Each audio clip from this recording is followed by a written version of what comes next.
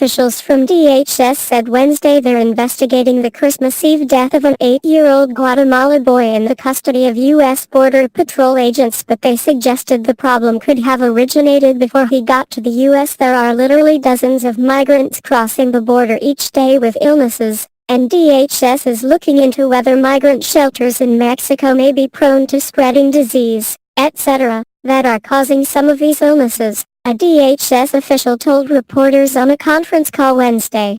DHS is seeking to examine health conditions at Mexican migrant facilities, the official said, speaking on the condition of anonymity. Homeland Security Secretary Kirstjen Nielsen will soon be visiting installations south of the border. The child was detained December 18 with his father illegally crossing the border near El Paso, Texas, and was transferred to the hospital the morning of December 24 after coughing and exhibiting flu-like symptoms, DHS officials said on the call.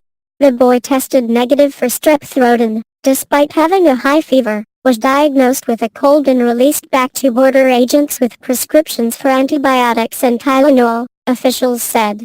Later that night, after a series of welfare checks, Border Patrol agents rushed him back to the hospital after he appeared nauseous and lethargic. There was no emergency medical technician on site, officials said. DHS officials didn't say whether staffing in the El Paso facility was affected by the federal government's shutdown. Nearly 90% of DHS employees are considered exempt and continue to work.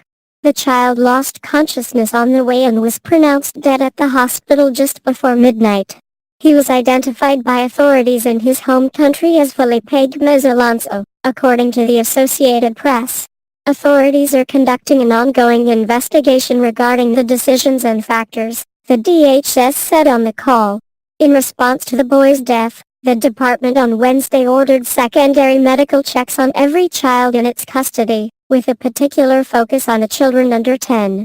This is a tragic loss, said CBP Commissioner Kevin McAleenan in a statement Tuesday. On behalf of U.S. Customs and Border Protection, our deepest sympathies go out to the family.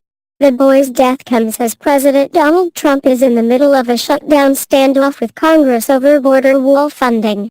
McAleenan supported the president's position on Wednesday, telling CBS, "We need border security investments, absolutely." CBP said it needs assistance from other government agencies in providing health services to migrants in its care.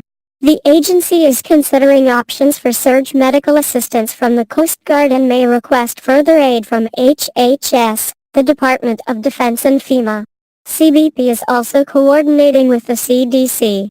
Alonso's death follows the death of a 7-year-old Guatemalan girl, Jacqueline Lincal, while in CBP custody earlier this month.